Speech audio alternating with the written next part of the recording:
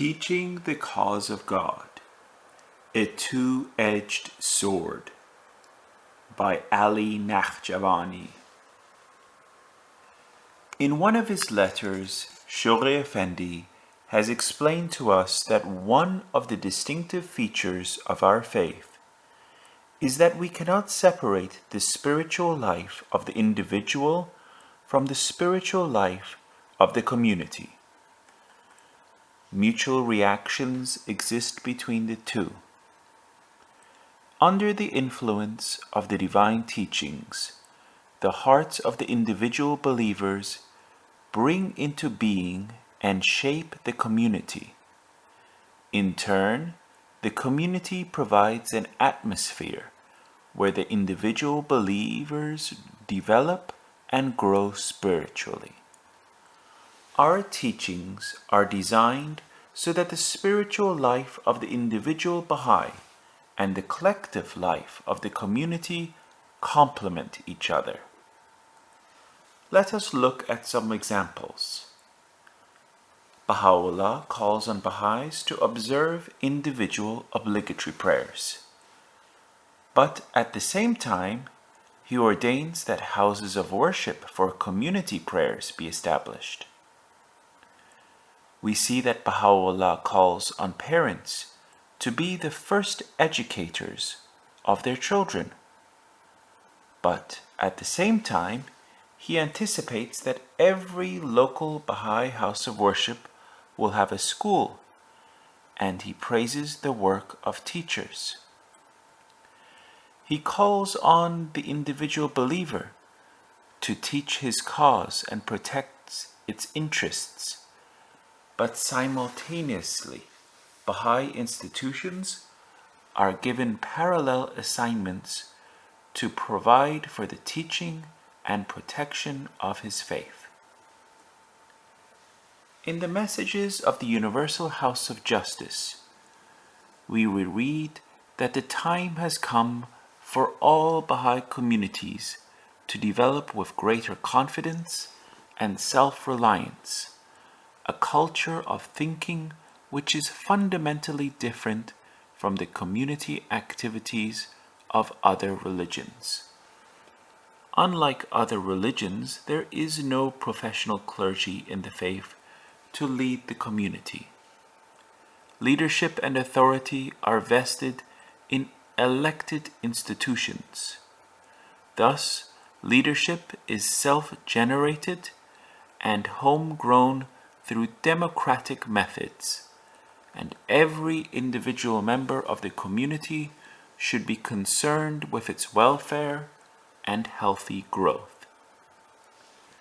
In 1996, when the Universal House of Justice was working on the goals and objectives of its new plan, which became the 4-year plan, it became clear that the percentage of individual Baha'is active in the teaching field was very low. That teaching activities were almost entirely the work of individuals, and very little resulted from group collaboration among local Baha'is. That opportunities for collective study of the teachings apart from summer schools were too few and were randomly organized, and that by and large, because of these facts on the ground, a methodical and workable system of training and education, especially for collective action, was necessary in order to meet these needs.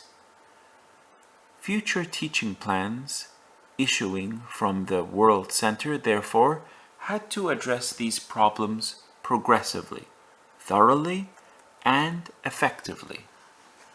In other words, the Baha'i world had to realize that while the two duties of studying the faith and teaching the cause as personal responsibilities will always remain vital concerns of individual Baha'is, a simple and easy program had also to be adopted by Baha'i communities everywhere that would encourage group study of the teachings as well as joint and collaborative efforts to teach the cause.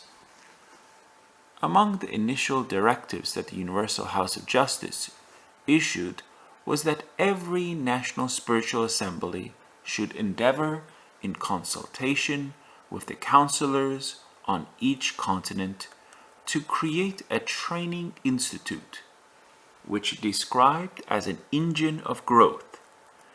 This was followed by the creation of a new institution, which was named the Regional Baha'i Council, to be established as the Universal House of Justice deemed it necessary, either as an appointed body or an elected one, to be an intermediary administrative body between the National Assembly and local assemblies and their communities. Detailed advice from the World Center was then issued for the initiation of core activities, such as study circles, devotional meetings, home visits, children and junior youth activities, as well as the division of each country into clusters, with the aim of raising up Baha'i communities soundly and evenly throughout each territory. Today, after over 14 years, what do we see? My purpose is not to give you statistics. Any observer will testify that it is true that similar needs continue to exist. But the worldwide community has made a great deal of progress. A new culture has come into being in the hearts and minds of the friends. We have become a stronger community. The number of new believers has increased. Our 19-day feasts are better attended, and the activities of the faith have become more consolidated and united.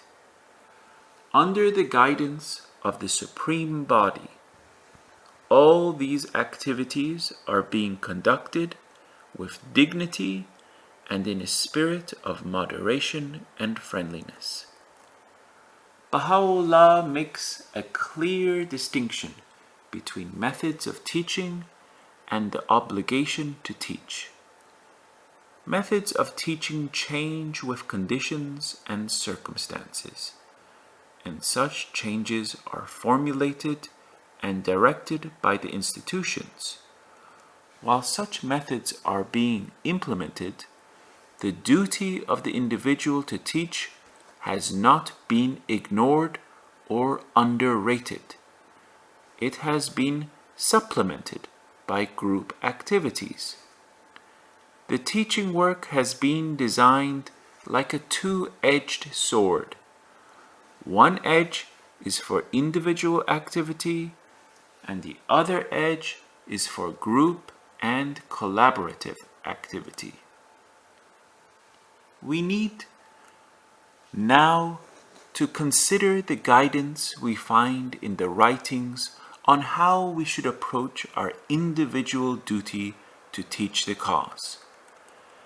In one of his letters to the Friends of the East, Shoghi Effendi likens the individual isolated believer to a point, a group less than 9 to a letter, a local spiritual assembly to a word, a national spiritual assembly to a sentence, and the Universal House of Justice to the book. Let us each consider ourselves to be a point. Baha'u'llah, in one of his tablets, has written that each devoted and sincere believer should consider himself or herself to be the only and sole believer in the world. In other words, there is no one else. Each one of us should consider himself or herself to be a Mullah Hussein, the only believer on the planet having embraced God's holy faith for today. What do we do? How can we become each an instrument in God's hands?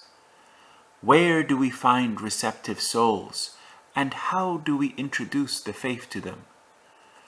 With what attitude should we teach the cause? These are the points that I will deal with briefly based on the explicit teachings of our faith. I have gleaned for you from Baha'i writings 18 major themes and subjects which give us guidance in our independent efforts individually to teach the faith. Group teaching has its own dynamics. Individual teaching also has its own principles.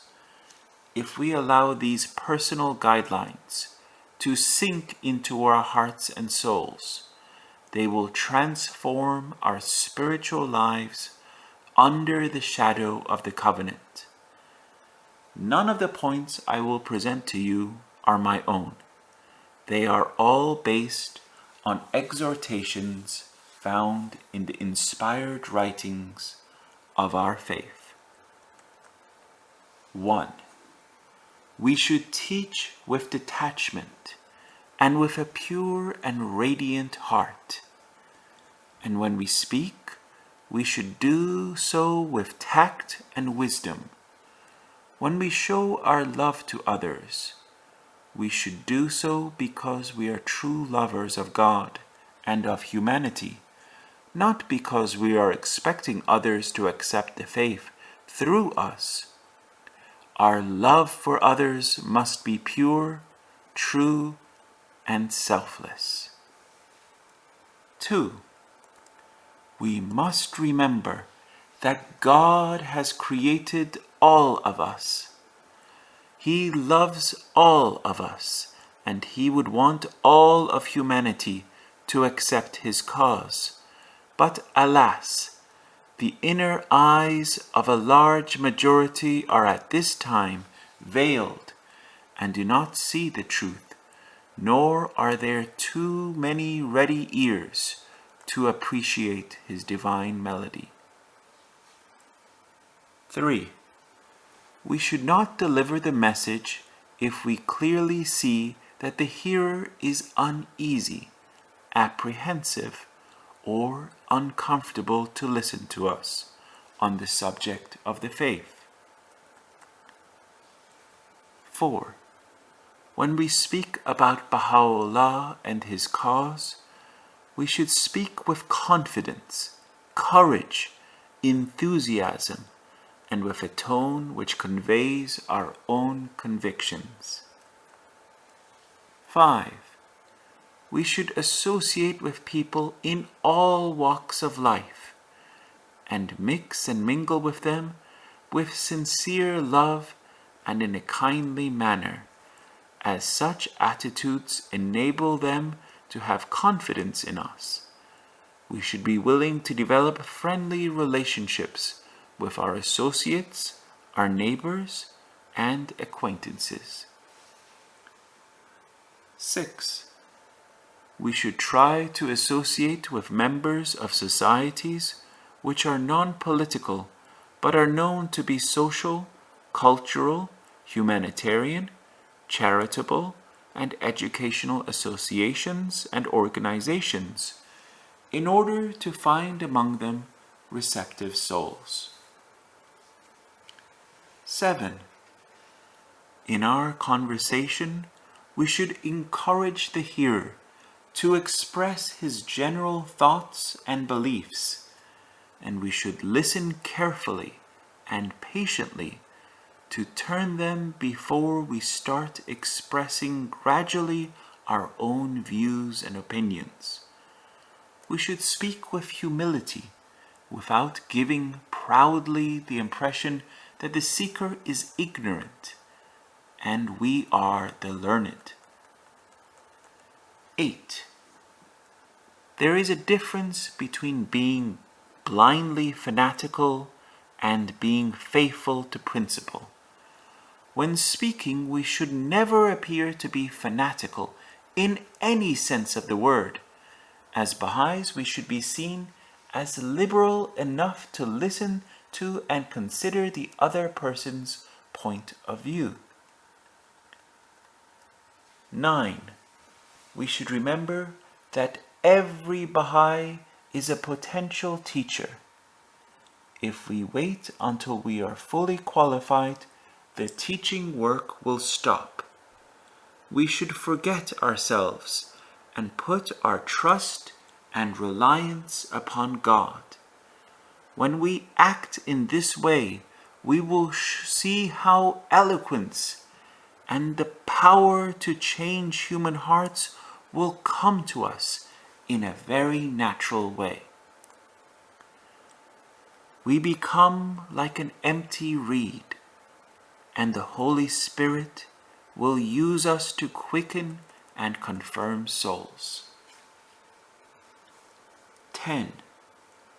Quoting sentences or brief extracts from the words of Baha'u'llah that would be useful in teaching has a tremendous effect on the hearers. Therefore, it will be very helpful if we could memorize a few such sentences from his writings and use them in our teaching work. 11. There are very few souls who became Baha'is immediately. As soon as they hear of the faith. There are other precious souls, however, who are seeking after the truths of our faith, but for them it may take a little longer to become Baha'is. And then, in the majority of cases, we must remember conversion to a new faith is a slow process, and therefore we should not lose heart quickly, but instead persevere in our efforts. 12. We can of course show the inadequacy and inability of existing religions in bringing about world unity and peace. But we should not attack past religions, nor should we be drawn into hair-splitting and unnecessary discussions and arguments. 13. Devotional meetings with Baha'is and their seekers are important. At such meetings, appropriate extracts from the writings could also be shared. 14. We should pray that Baha'u'llah may assist and guide us when teaching the faith. In addition, we should also pray that God may send us the souls that are ready. 15. Teaching in the atmosphere of our own homes and offering hospitality has a great effect. Living the Baha'i way of life greatly influences the minds and hearts of observers. We should have such meetings in our homes once every 19 days. 16. We should never allow a day to pass without sharing some aspect of the faith with some soul. Nor should we allow a year to pass without guiding at least one soul to accept the faith. 17. We should not only engage ourselves in teaching the faith, but we should wisely and lovingly be a source of inspiration to our fellow believers, so that they too would be encouraged by us radiantly to carry out their spiritual obligation in the teaching work. 18. Teaching the cause should become the dominating passion of our lives. We must be aware that if we do not teach, divine confirmations will be cut off, and we will be depriving ourselves from seeing the signs of divine assistance, guiding us and enriching our spiritual lives.